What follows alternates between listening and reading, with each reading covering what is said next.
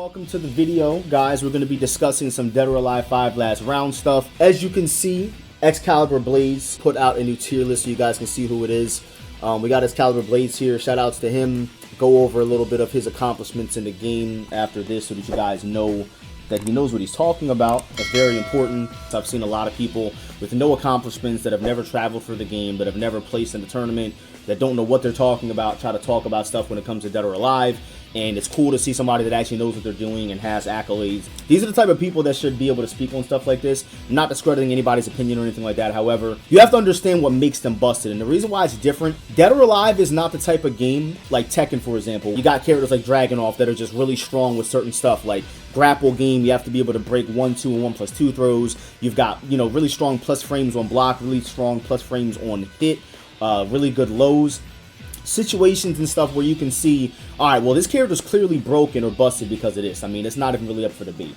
The thing about Dead or Alive is that it goes deeper than just what the characters possess on the outside. You have to break the game down to understand what they're doing and understand why it's good. For example, the ground game, and understanding that not all characters can take advantage of the ground game the same. Not all characters can maintain pressure, force tech you up off the floor, make you want to lay there, make you want to get up, give you a reason to do something. Because that's how Dead or Alive works. It's deeper than just playing the game and just looking at the tools of the characters. Some characters are really strong at one thing opposed to other characters, you know what I mean? But that still doesn't mean they're not viable because of the way the system in Dead or Alive works, you know what I mean? In case you guys are curious, I have actually done tier lists with Excalibur Blades in the past. If you guys want to go check out our final DOA6 tier list, which I believe he said something about him maybe making an updated Dead or Alive 6 tier list. You guys can go check this out on YouTube. And I thought that this was interesting because there's just not really a lot of information and a lot of stuff that people really talk about when it comes to this game anymore at this point. We got the character select screen here. As you can see, I have all the characters unlocked in this game. The only character that I am missing is Naotora. But I really just don't think it's really worth going into detail talking about Naotora, because as you guys can see, if you look up over here, Naotora is bottom tier. She's ass. She's ass, okay? She can be kind of annoying, but that's really just a general DOA thing. Like if a certain character hits you and does something, generally you're kind of playing the same game as everybody else, but Naotora's ass. So, and as you can see, who else is ass? Rhino is also ass as well. So shout out to the two ass characters in the game. Overall, looking at this tier list, it's very good. You know, let's go ahead and talk about his placements and why I believe he put these characters there. Again, this is DOA5 last round, so it's, you know, I'm a little rusty at this point. The game is old. You know, I haven't competed in this game since 2018. I mean, it's been 6 years since I've competed in this game. It's been about that time since a lot of players, since EVO, a lot of players really didn't fuck with DOA5 last round anymore because DOA6 was coming out. It's cool to be able to talk about this game in 2024 because there's not really going to be a lot of scenarios where you're going to have discussions like this. So hopefully you guys enjoy this. Starting from the top, you got Ryu Hayabusa, right? Hayabusa is good in every single game he's in. If you guys have never heard Master say this, Hayabusa is what they balance the game off of. They start with Hayabusa and they base everything else around this character. He is the character. It's fucking Ryu Hayabusa. It's Ninja Gaiden. You know what I mean? He is the star of this game. If you ever notice, Hayabusa showing up all over the fucking place. He's always in somebody's cutscene. He's always doing some bullshit. There was a time in DOA5 Ultimate where Master found out that you can do an Azuna drop throw into another Azuna drop. Like, I've never seen no shit like that. Hayabusa is just super strong. I mean, we can talk for days and hours about why. He's got very high hold damage, pretty decent combo damage. His handstand is one of the most broken moves in fighting game history, in my opinion, because it's one of the only moves in history, in this game, in the series especially, that you don't have to deal with the neutral aspect of the game. If you guys watch Master play, if you go to his streams, you'll see him constantly rolling off the ground from disadvantage or starting the round from disadvantage. You guys ever notice how Master or really any good Hayabusa player always spams handstands? There's a reason behind that because it's stupid. So yeah, Hayabusa, he's ridiculous. Like, he doesn't have to deal with 95% of the interactions in this game, and what I mean by that is that fucking handstand is one of the stupidest moves in the history of this game. It's always been stupid. The fact that you can just be negative and just never have to worry about holding or taking your turn properly, you can just handstand, fall to the ground, and get a wake-up kick, which in this game, wake-up kicks were way stronger, in my opinion, than they were in DOA6, just because of the way the system is in DOA6. There wasn't a break blow. You couldn't just counter wake-up kicks with a break blow.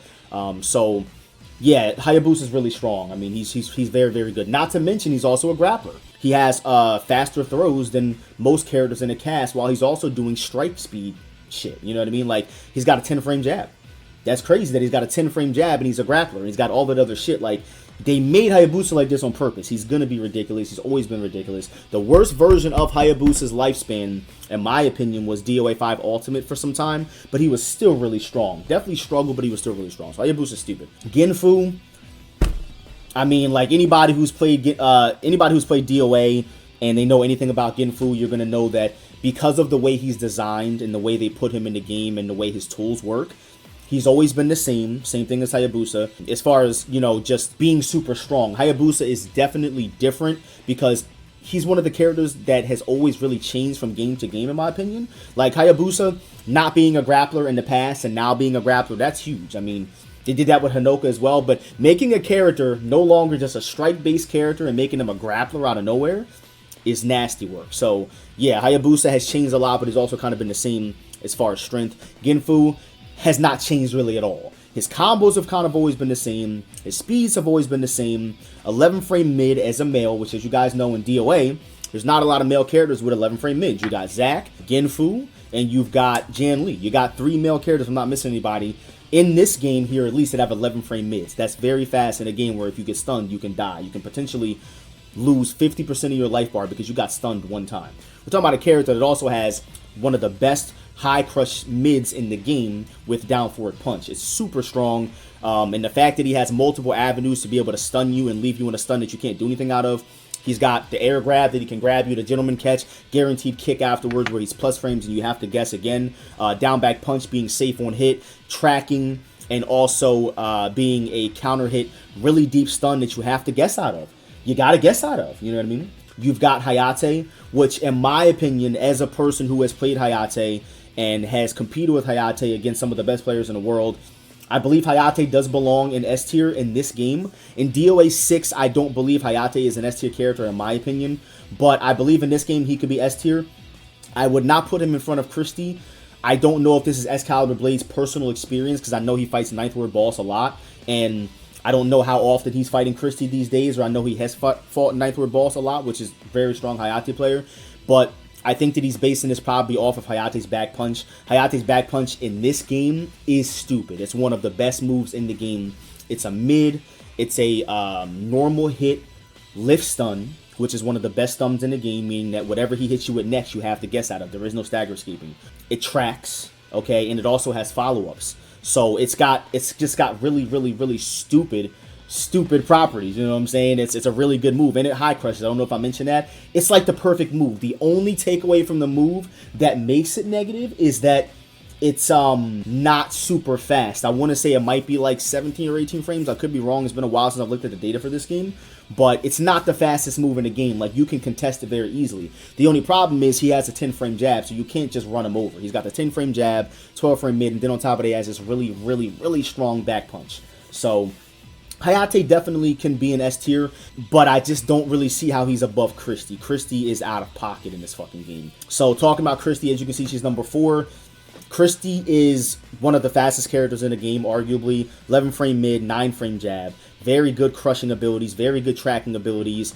Reset throw with back throw. She's got an incredibly strong wall game, very strong plus frames. And her mix-up game to, once she gets you stunned, it's like good luck. I don't want to say that Christie is an overall better character than Genfu at all, because the only difference between the two characters is Genfu is way easier to utilize, and the only difference is that he's got a 10-frame jab instead of a 9, but you really don't need that when you got one of the best mids in the game. When you got one of the best forward punches in the game. Christie is out of pocket. I mean, anybody who's played this game, and if you haven't played this game, understand that in Dead or Alive, speed rules. You will lose to speed.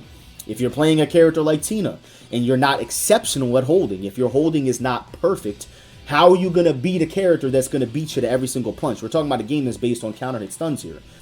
So yeah, Christie's up there. Tina is up here. Tina is very strong. Killy is the one who pretty much came out and showed the world how strong Tina is. Tina has exceptionally good stun game. If Tina stuns you, even though as slow as she is, she's got the 13-frame mid, 11-frame jab. She is a grappler character, which means that she's going to punish you super hard on guard. You got to play her differently. When you're playing a character that is slower to the punch, but has the ability to hit you, and when she does, you can die. She's got a throw on counter hit that does 40% with no execution really involved. It's really like a crouch dash and you hit back. There's shortcuts to doing the throw, but the thing about Tina, and the reason why I make a point of her throw, is because this is one of the only characters in the game that can stun launch or stun throw you, and it's devastating. Like, very, very, very devastating. You got a character like Ein who might hit you with a 3P and launch you after a stun, and he might get like, what, like 10%? And the throws, he's got Hokage, but that shit's not doing 40% on high counter. Like, Tina's grab does 40% on high counter. Meaning if she stuns you once and takes 10% and does the throw, you're halfway dead. That could happen at the beginning of the game. There's not a lot of characters in this game that can do that. You know, she's got really, really, really strong crushing ability. She's got the full crouch, down forward punch, 3P, really, really strong counter hit launcher. Counter hit lift stun. I want to say in this game, did it stun on normal hit? It's been a while. I'm going to have to check that. Okay, yeah, so it didn't. Most of the time, you're going to hit people with that move, especially too. Like 90% of the time is going to be like, you know, get ready, fight. Like, it's going to be at the beginning when everybody's trying to mash buttons. Think about how fucked up of a mind game that is. I got a high crush, meaning that if you're a 9-frame character, I don't care about that. You got to respect my while standing 3P or my full crouch 3P. And as soon as you start thinking that, then Tina's going to grab you in the beginning because what is your option? You can't hit her with a high. What are you going to do? You're going to do a mid, right? Then she's going to hold you. Her holds do a lot of damage. So she can create crazy mind games just because of the way she's designed as a character, you know? I am surprised to see Lei Feng up here in front of Rig. And the only reason why I'm surprised to see Lei Feng in front of Rig is simply just because of the tools that Rig has in this game. I don't think Lei Feng is bad by any means. I think she's very strong. She's got some of the best offensive holds in the game, pretty good damage, really good Oki. You cannot lay on the floor against her at all. Like, you're not going to do it. The only problem is, like, we're talking about this character here. Like, as you can see, on counter hit, it does this as well. But let's just say you get a stun, right, with Rig. Every time I do this to you, this is guaranteed. Every time I stun you. And then guess what? As soon as you try to guess this mid kick right here, guess what I'm going to do? I'm going to hit you with the other one. Every single time. Every single time. You have to guess if he's going to do one of two sit-down stuns to you and kill you. And then guess what? You can hold if you want to. You know what I'm saying? Okay, so it was something like that. That's pretty much what he's doing in this game as far as combos. A little weird to time, but this is pretty much what he's going to do. And it doesn't look like a lot of damage, but it adds up, especially when you got different properties depending on if they hold or not. And on top of that, it can give you some environmental damage, so that shit sucks as well. He's got really strong ground game in this game. His 1P is a one-hit force tech, meaning that if it lands, you don't have to hit him again. You don't got to guess again. You're either going to get teched up, and guess what? If you tech up, he's not even unsafe because he's got a follow-up to 1P. He's got 1PP. Akira, I mean, fucking Java Curry Akira, you know what I mean? One of the best Akira players. You got Sly Bash, you got Destruction Bomb, of course. They'll show you why the character's strong. High damage, you got to have the execution.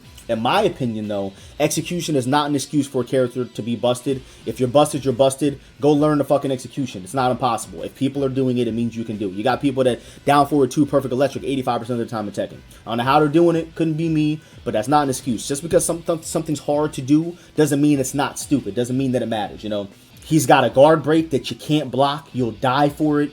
Super high combo damage. I'm talking about 2 launches against an optimal Akira and you're dead. Reset throw situations, really strong throws, really strong punishment. His throws are good on danger zone, especially his forward grab is you can't tech yourself up if forward grabs you on danger zone, which was not banned in most tournament play. Really good high crushing abilities, really good parries. Akira he's fucking Akira. They weren't gonna let him get put in the game if he wasn't gonna be fucking strong. He's a poster child for Virtua Fighter, you know, so he's really, I want to say that he might be even stronger in this game than he might be. The only reason why I would say he's not stronger in this game than VF is because in VF, if I'm not mistaken, Akira is like a top 2 or top 3 character, whereas here, I agree with Caliber Blades, he's not better than Genfu. As strong as he is, he's not better than Genfu. Mai, Caliber Blades, very, very strong with Mai, so I agree with his placement here. She's annoying. Whenever you got those characters that are 11-frame, 9-frame characters, they're always going to beat you to the punch for the most part. Mai's fast. She's got really annoying strings. She's got really annoying normals.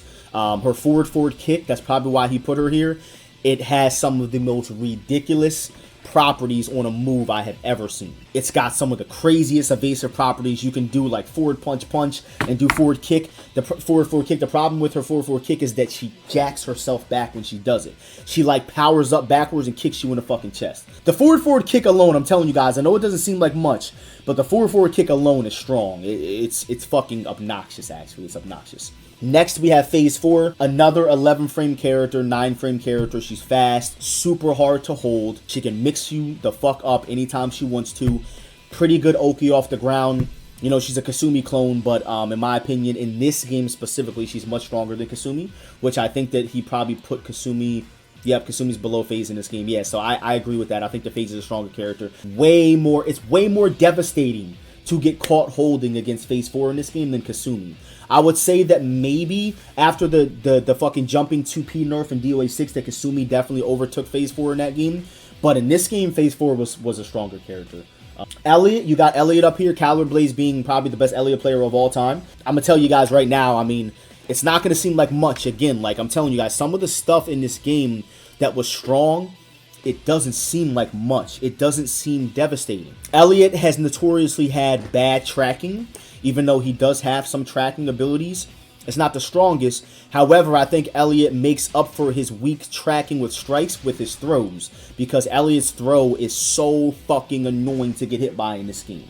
Getting hit by his quarter circle forward throw is super annoying, but it's not going to look like much, I'm telling you guys.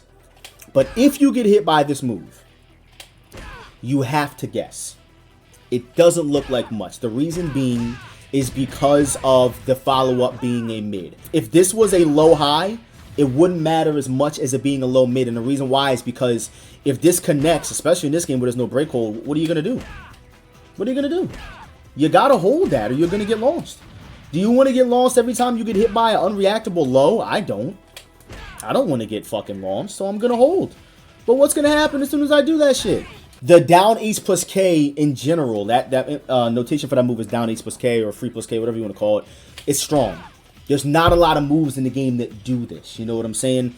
That do what this is doing simply by just existing. It's very, very, very strong. And he's got other stuff as well. He's got the super launcher throw. He has 7P, which if I'm not mistaken is a 9-frame, so it makes him a 9-frame jabber, even though it's not a string. And it doesn't really go into much, but on counter hit, it's going to stun you. And imagine Elliot is just always just throwing this shit out. So that's S tier. I mean, I think that everybody that's in S tier belongs there. The only problem that I might have with it, from my opinion and my experience with the game, is Christie is definitely better than Hayate in my opinion. Lei Feng is not. I don't think Lei Feng is better than Rig. Rig is stupid in this game. Like you can't guess right. You're not going to guess right. Next up, you've got Helena over here, which I just don't agree with Helena being an A tier.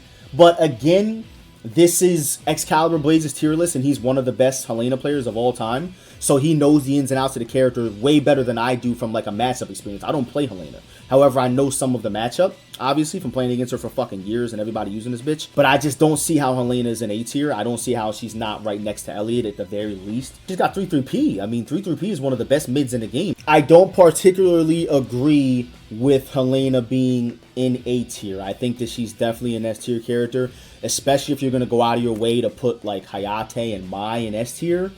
Helena is out of line, bro. She can beat you by just hitting you once, and you can potentially have to guess for the rest of the round. And she's got insane Oki and ground game. It's really strong. Alpha, she doesn't have a wake-up kick, meaning that when you knock her down, she can't play defense. Like, you know how in Tekken or games people have special wake-ups and stuff like that? She cannot do that. Because of that, it makes her have to get up and guard or have to get up and mash or parry. If I throw you, it's going to beat your guard, it's going to beat your parry. If I attack you, you can guard, obviously, but if I try to throw you, you can attack. So that's how DOA works. She literally has to get up and deal with a 50-50 every time. I think that she's annoying. She's got 3 critical bursts, which would definitely make her strong, and she's fast. She's got very high damage output. Her up back kick is one of the most annoying fucking things. She's got some annoying strings, like that low kick string. I think it's down H plus K or something. You got Ayane, which in this game, Ayane, in DOA 6, Ayane is definitely S tier, because of her ability to be able to just juggle every character in the game, no matter what weight class they are, exactly the same. Quick launching in DOA 6 is different than it is here. DOA 6, you get a stun and launch, you're getting the max height every time outside of a fatal stun, right? In this game, you get a stun and launch, you ain't getting shit. you're gonna get about 10% every time. You're gonna have to launch somebody about 8-9 times to kill him in this game. She's got pretty good high crushing ability, pretty good tracking. She's got some reset throw situations. She's not the fastest character in the game. She definitely has some bad matchups if she can't get away from you. I feel like faster characters that play in her face a lot. If you're not good at holding with Ayane, she's got some strong advance holds.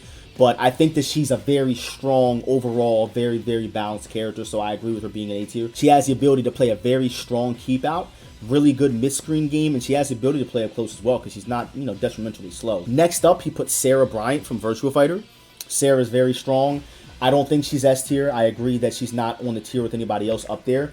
She's one of those characters that it depends on the player. You got Killy, really strong Sarah player. He's probably the Sarah player. I don't really think anybody else is on his level. There were other people that tried to use Sarah that, in my opinion, were not doing what he was doing with this character at all. Not to say they were bad, but they were just not doing shit like Killy was. Good stun game. Her frame traps are very strong. She's got, like, hit throws she can do to you on guard. Like, if you guard a hit, she'll grab you. Like, that shit's strong. 11 frame mid, 10 frame jab, if I'm not mistaken. It's fastest strike types in the game because she's a female character, which, again, not every female character has those speeds, but it's generally the female characters that have both. I mean, Sarah is good. She's very good, very strong mix-up ability, but I just don't really see anything there that makes her just absolutely busted. She's just very strong.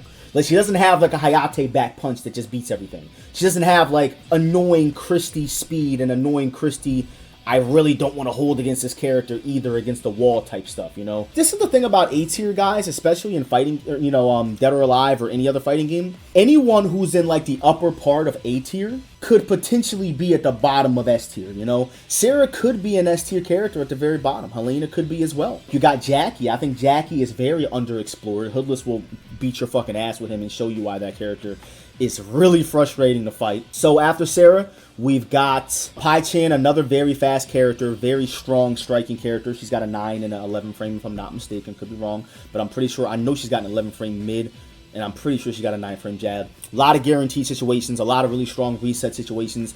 The thing about Pai that I will not be able to put her in S tier, and I think that she belongs here, is because she has everything. The only thing she's missing, from my knowledge and, remembering the game, is that Pai had to hit you a lot to kill you. She doesn't do a whole bunch of damage. Pai's damage output, not trash by any means, but it's definitely not as strong as some of the other characters in the game, like not even a little bit. Yeah, nah, Pai Chan is not doing any damage, and I think that's the reason why he probably put her there. So, yeah, but she's fucking, don't listen. Don't fight a good Pai player, she'll bust your ass. You got Jackie, Virtua Fighter character just like Pai, so he's got the frame traps. He's got the really janky natural combos in certain scenarios. He's got some lows that are very strong that I feel like people don't give enough credit for. Like Jackie's down back H plus K, down back K plus G of Virtua Fighter. It's a little tracking low sweep that if it hits you, you're in a 50-50 every time. That's very strong. It's an unreactable low that tracks, and you have to guess. The thing about Dead or Alive that's so scary opposed to games like Tekken, because you can break throws in Tekken, is if you get thrown in this game and it's in a 50-50 situation, which there's only so many true, real legitimate 50-50 situations. Like when you get guard broken in Dead or Alive, if you're at negative frames, even if it's -1, you can't react to a 7-frame throw. You know what I'm saying? You can't react to the grabs in this game. It's just not going to happen.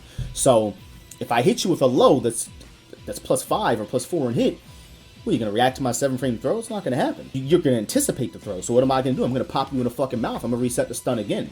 Jackie can do that. He's got down back H plus K. It's a very strong move. And I didn't know, honestly, I really honestly didn't know how strong Jackie's down back H plus K was until I fought Hoodless recently in this game about a year ago.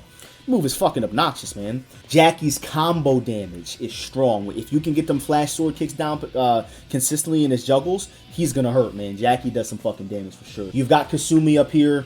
Kasumi, in my opinion, has never been bad in her fucking life. It's Kasumi. 11 frame mid, 9 frame jab again. So as you can imagine, that's very strong. Even stronger in 6, obviously. But I think that the thing that really stops Kasumi from being broken in this game, in my opinion, is just the simple fact that there's characters in this game that are just doing what she's doing better. We're at the point now, guys, where Kasumi can win tournaments. Kokoro, even below Kasumi, can win tournaments. This is A tier. Kasumi's good. There's just characters that are doing what she does better. Doesn't make her bad. She could arguably be S tier, maybe at the top of A.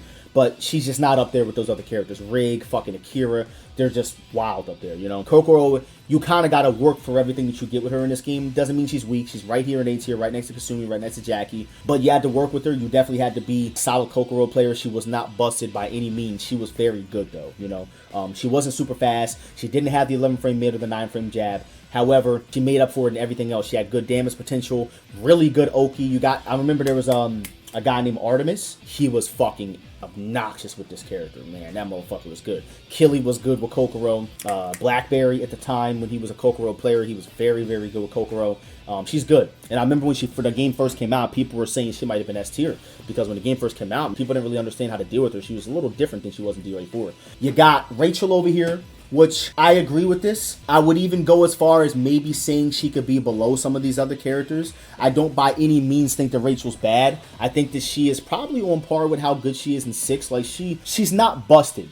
There was a time, I don't know if you guys remember, that Rachel's stomp was way faster, and it was somewhere there were guaranteed stomps. I'll show you guys if you don't know what the stomp looks like.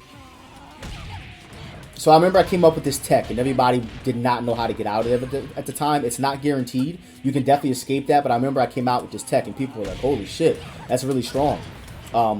Essentially, what this move, if you guys look at it, the stomp I'm doing here, you see how she's just stepping on you? You're forced up, and I'm already attacking before you even recover. I'm very plus. Imagine that stomp was way faster on startup, and you couldn't even get out of it in some scenarios. It was guaranteed. You can imagine how obnoxious that is, especially when she stomps you up off the floor and she has an offensive hold. That if she gets it on high counter, this is guaranteed. Every time that was guaranteed on high counter, no matter what. When they took away Rachel's stomp, obviously the stomp was what we call broken in fighting games, where it was either too good to the point where you couldn't deny that it didn't make any sense for it to be that good, or it was an issue, like it was a bug, wasn't supposed to be in the game. I can still see her being an A tier. She's got high damage output. She's heavy. She's very heavy. You can't do the same juggles to her as everybody else. She's slower. She doesn't have the 9-frame jab or the 11-frame mid. But she makes up for it by having incredibly deep stuns, one of the best down back punches in the game, high combo damage, good environmental damage, not off the roof, but she got the super launcher throw, so she can do a whole combo and then launch you into a pot or something and fucking kill you. If you guys look back, or if you remember, if you don't, there was a point where Rachel was actually a pocket character for everyone who played the game. Definitely not hard by any means, but very just solid, very strong. Like, I'll tell you what Rachel's good at. She's good at letting you know if you're good at DOA or not. And what I mean by it, she's good at letting you know if you have good reactions, and she's letting you know if you have good guessing ability, because if not, she's gonna fucking binge you over. Jan Lee's strong, right? Again, Jan Lee, guys, some of these characters took a beating, and that's why they're where they are now. When Jan Lee first came out in this version of DOA, meaning, you know, all the versions of Dead or Alive 5, in Dead or Alive 5, along with a bunch of other characters, there was just some broken shit in the game.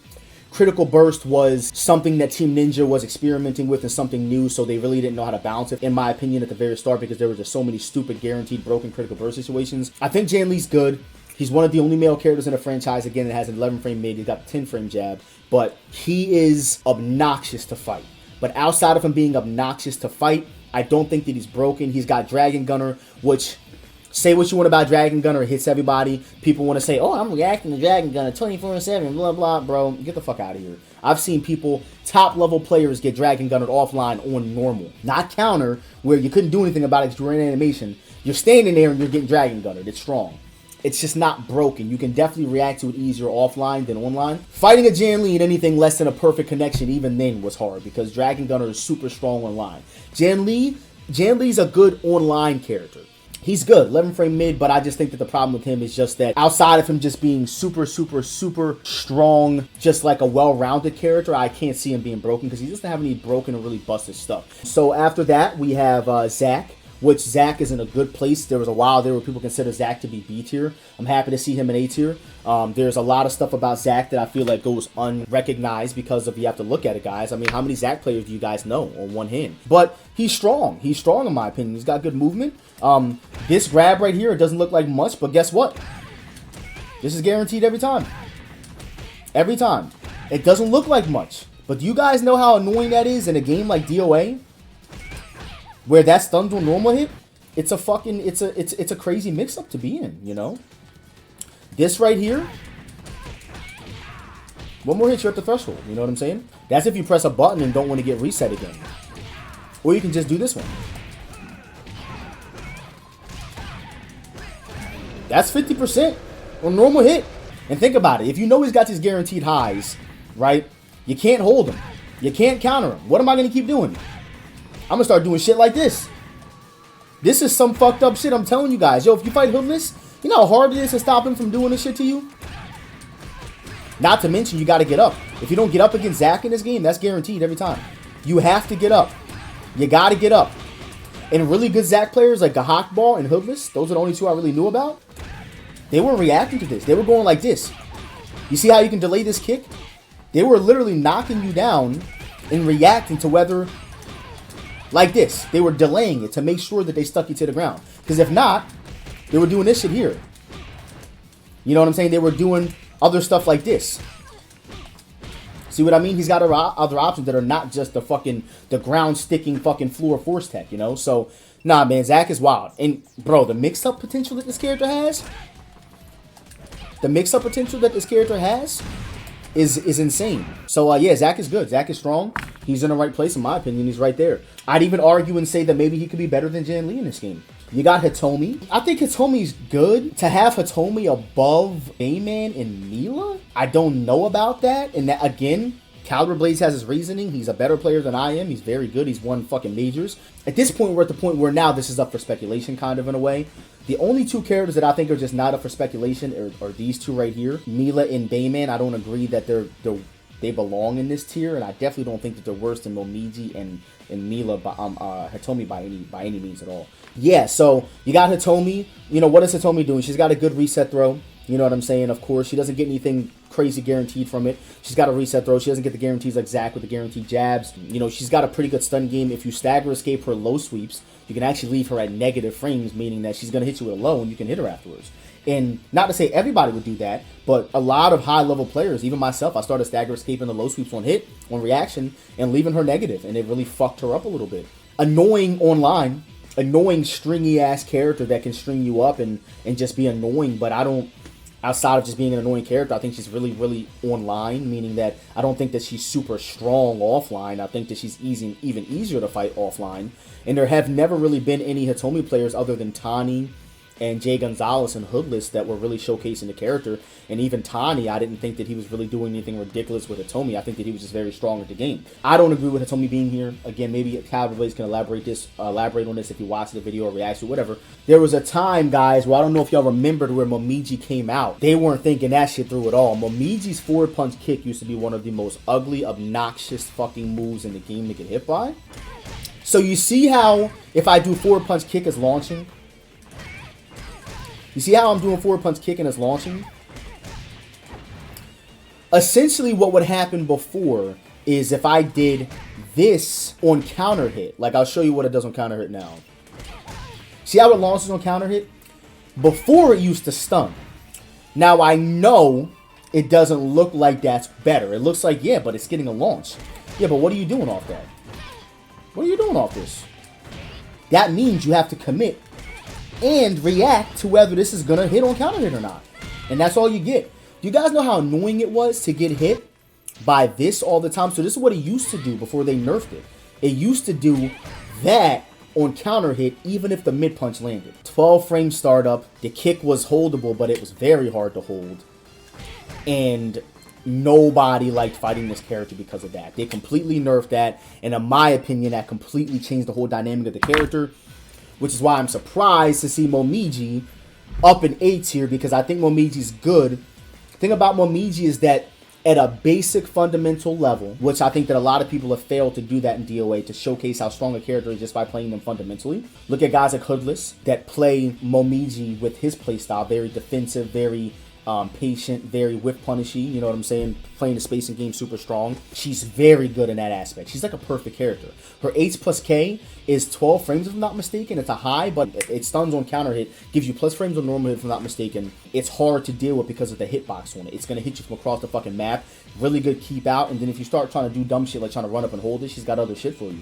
But I don't think that's really enough to have for above Bayman and Mila. I think that that's crazy shit that he put that there. Next up, EmeryReigns, which this is a good placement for EmeryReigns. She's got good offensive holds. I think that she does like moderately decent damage, you know? She does a spinning twirly thing, which has crazy active frames where she can parry your punch. Rondo, is that what it's called? Fucking whatever the fuck it's called. Rondo Jenkins. It's really, really, really strong. You can't attack her with any punches while she's doing it. Sonic Fox, you got guys like Sonic Fox, you got guys like Ducky that were very strong with the character that'll show you why she should be in A tier. There are times, like Mary Rose reminds me, sorry if I'm fucking her name up, Mary Rose reminds me of a baby Lei Fang. Very strong offensive hold game. She's got a forward grab offensive hold, a rolling offensive hold.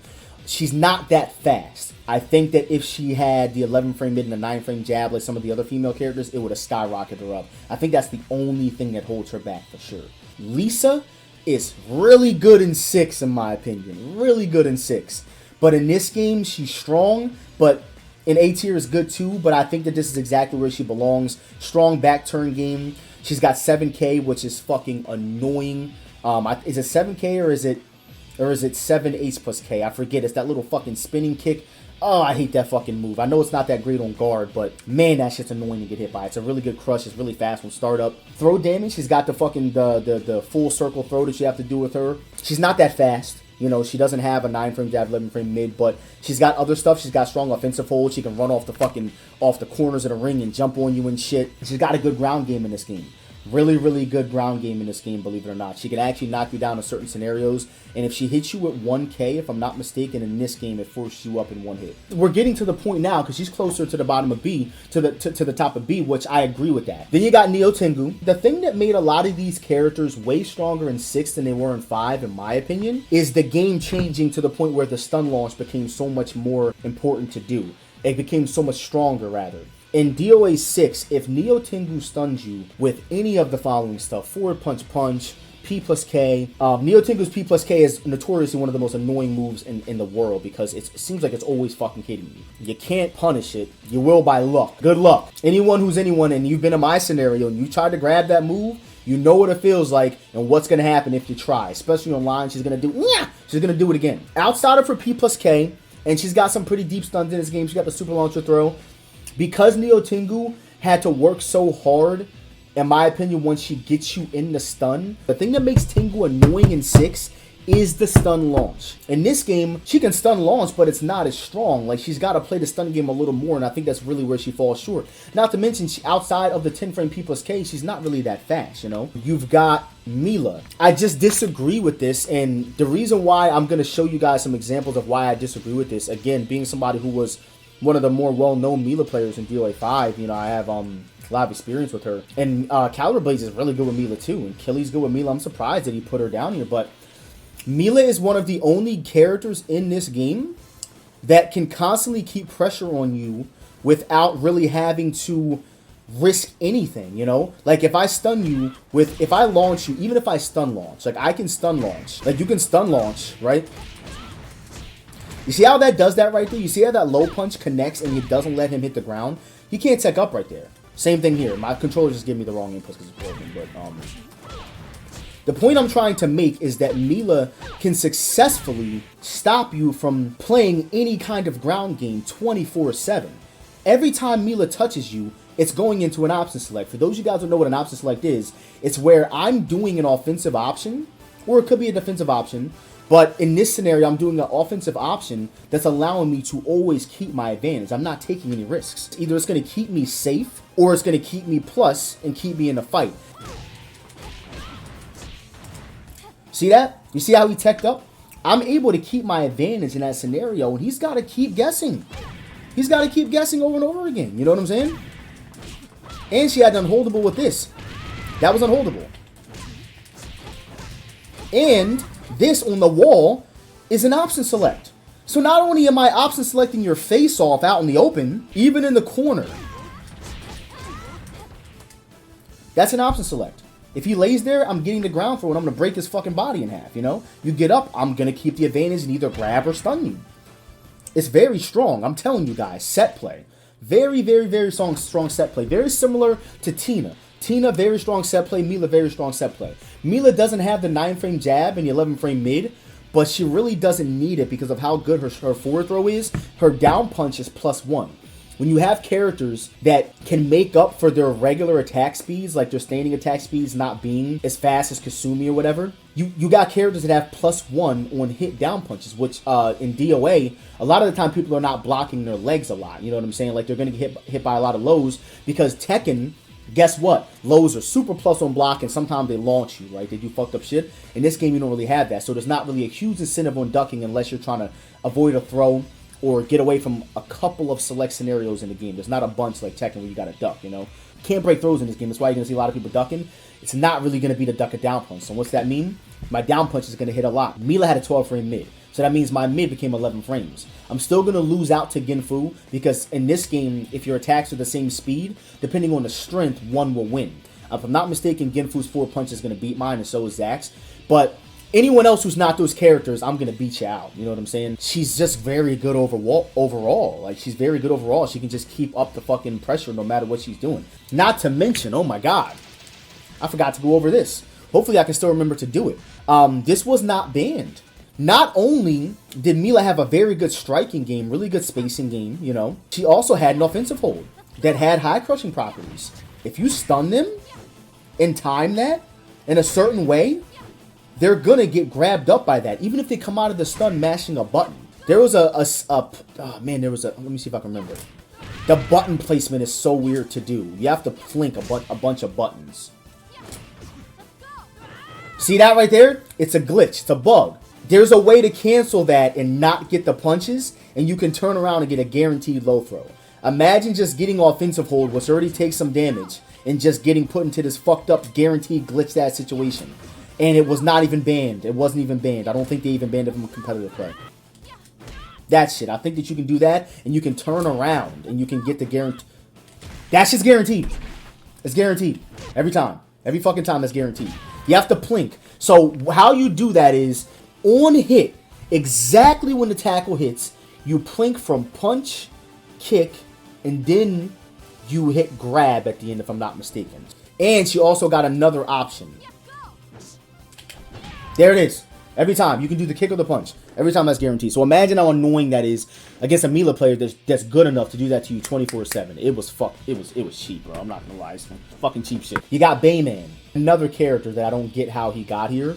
I know that at some point, people started to understand his throw breaks, and if you break some of his counters and stuff like that, Bayman was plus in this game. They took that away in DOA6. He's now negative. What happens is, in this game, if you break one of his chain throws, he's going to stay plus frames. You have to deal with the plus frames. Eventually, though, people started breaking Bayman's stuff and just backdashing away. Bayman would have to then approach you because he didn't really have anything that was going to catch you other than something like this for backdashing. But at that point, now you're away from Bayman again. That's really where you want to be. You don't want to be up in Bayman's face. He's got parries, advance holds, and not to mention his forward grab is super impossible to react to. I know that there's a sound cue, meaning that if you listen to it, he makes the sound slightly kind of before he does the throw in a way. Like before it gets to the point where you really have to think about reacting. If you can listen for the sound, as you can see, you have all that time to kind of react.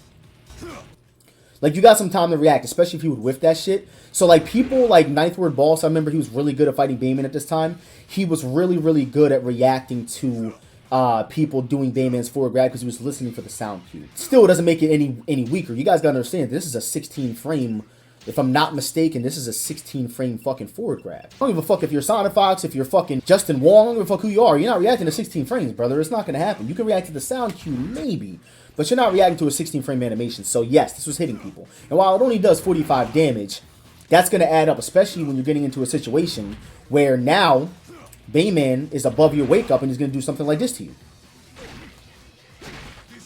You got to get up and duck. You get up and hit a button, step, block, that's going to hit you. You got to get up and deal with that and deal with it the right way. You can wake up kick, but who wants to try to wake up kick Bayman? He's got one of the scariest ground games in the game. You jump over to the wake up kick, he's going to break your fucking neck off. You do a mid wake up kick, he's going to break your fucking leg with an advanced mid kick hold. You do a low wake up kick and he wants to counter it, he's going to low wake up kick hold that shit, advance, and break your fucking leg off. It's very hard, not to mention if you wanted to do the mid wake up kick to knock him out of the air, that's all that's going to happen. It's not going to stun him. He's going to hit you with a laying tank roll or just reset the situation. You do not want that to happen with Bayman because he's heavyweight. He's heavyweight. You can't combo him the same as everybody else. So when you finally do get the hit on this motherfucker, it's hard to do anything because you can't really combo him that well. One of the most annoying thing about Bayman in this game is his forward punch. Even though you can react to the second punch and hold it, you rarely saw people holding that. It's very hard to hold, especially in a situation where as soon as you go to hold, you're in a 50-50. You don't want Bayman doing forward punch to you on guard. You just don't want that because he's got the parries, he's got the holds, he's got the tank rolls, and then he can just free cancel. And it's stunned on normal hit if the second punch connected. So that was really strong as well. I'm surprised to see Caliber Blades, especially someone who's faced Rakuto in tournaments so many times, and he struggled with Rakuto. Rakuto was good. He struggled with the guy. He won Evo, you know what I'm saying? They were going back and forth for a little bit there. I'm really surprised to see him put Beam in this low, but again, maybe there's a reason why he has him there. Ein? I am against Ein's placement here only because I think that he's given a little too much credit in this scenario. Ein is one of the most telegraphed characters in the game. He's been the same since he's come out. You guys want to see like the 3 moves that Ein has gotten since his inception as a character? And I might be missing a couple of things, but those are the ones that don't matter.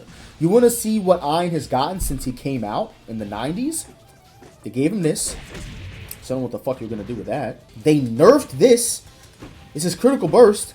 That used to be his best move. DOA2, DOA4, one of his best moves right here. They nerfed the fuck out of that. The move is ass, brother. It's ass. You can still use it to whiff punish, but it's unsafe on guard. Still got pretty good range on it, but like, it's not really that strong anymore. He's got this kind of in its place. P plus K is a good move. He also got 1P, which, you know, pretty good move. Definitely needed that for sure to keep him up to date with the cast. But Ein is they nerfed his back kick. His back kick is not as fast anymore. It doesn't crush the way it used to. They nerfed 2 of his back. We're talking about a character. How many moves does this character have? He might have 70-something moves. 50? I don't even want to say he's got that many. He doesn't have any fucking moves. Not to say you need to have a bunch of moves to be effective. That's not the case. But if Ein has been in the game since the beginning of time, and like it's not like Ginfu where he's been there and always been the same and he's busted, right? He's been in the game since forever, so you know the matchup. He just got worse over time. So I don't agree that he's better than Leon. Leon I don't think is broken by any means. But Leon's combo potential, his crushing abilities, the fact that he's got better offensive holds, he's got a running offensive hold, and he's heavyweight, in my opinion, automatically puts him in front of Ein. He's got a 50-50 when he's running at you. You're either going to get tackled or guard broken because it's a guard break, or you're going to get tackled by the grab. It's an offensive hold. You got to guess between which one every time, especially when Leon throws you, like he's got a B&B where he throws you at the end of his combos. You got to guess. Either you lay there and he picks your leg up and fucking tosses you around and kills you and throws you into a danger zone, or you get up into another guess. I mean, Ein doesn't really have anything like that. He's got his 1K, which force techs in this game, but other than H plus K and a throw, what do you really got to be scared of? He's got an offensive hold, but no one's scared of that. Ein's offensive hold does 2%. You can hit me with this as much as you want. Bro, you can hit me with that as much as you want. I'd rather grab you and get 15 more damage. You can hit me with forward for a grab all day, but I'm getting a wake-up kick from that weak shit. Like, yeah, I don't know. And again, I'm talking to someone who is a heavy Ein player. Like, Ein is like kind of my main. I don't know if you guys know, but Hayate is not really my true main in DOA. He became my main because I preferred him over time because I started to like ninjas a lot. But Ein is my real, true main character. I'm inclined to say that I might even be a better Ein player than Hayate, but you'll never know that because Hayate's a way better character. Clearly, he's an S tier, you know? Yeah, I don't know. I mean, I'm not saying I disagree with Ein being there. At this point in the tier list, other than Mila and Bayman that I heavily disagree with, we're at the point where everyone's kind of the same, right? Like, everyone's kind of cheeks. Like, they're not top tier. They're not even considered top tier because they're not even an A. They're not even close. We already talked about Leon. Good environmental stuff from Leon. Really, really, really, really good throw game. Really good throw game. He's heavyweight, you know? I just think that Leon definitely has weaknesses because he's super fucking slow. Again, we're talking about when you have slow characters in DOA, that really cripples them because this is a stun-based game. It's a game that works on fishing for counter hits and getting your stun and starting your offense outside of throws, right? How you going to do that when your character's slow as dick? You know, but once he gets that hit, he's going to fuck you up. You got Brad Wong right there, which, you know, Caliber Blades being one of the best Brad Wong players of all time, veteran Brad Wong player. He obviously knows what he's talking about more than I do here. I think Brad Wong is in a good placement here, not really going into too much detail. Really strong mix-up game. He's got a really good ground game, really good evasive game. A little on the slower side. He doesn't really have a bunch of moves outside of that laying down kick that's really fast, kind of telegraphed. Back punch, which is a high crush, one of the best high crushes in the game. It's always been that way. Other than that, I mean, Brad Wong is just Brad Wong. I mean, you know, very difficult to use, difficult to master. But I don't think that he's by any means a broken character at all. You got Bass, which Bass struggles from the same thing a lot of characters that I was talking about do as well. He's slow. He's not very fast. Combo damage is alright. He's got some pretty decent option selects in this game. But he's fucking slow. I mean, he's got 1P. 1P is a 50-50 on hit, which I think is very strong for the character. But outside of his 1P and his combo, his option selects in some scenarios and his throw damage, Bash is just a big, Big fucking character with a big hurt box, and it's really easy to kind of run him down. So I think that's why he's here. You got Hanoka, which this is before Hanoka became who she is. She's a grappler in DOA6. She's got way better options. She is fucking stupid in DOA6. I'm telling you guys. This game, Hanoka was way more balanced, and even though she definitely had the speed, she kind of locked herself into certain scenarios where it was like, all right, well, what's next? Because she was limited. She didn't have the stance transition she has now, you know? You got Naotora.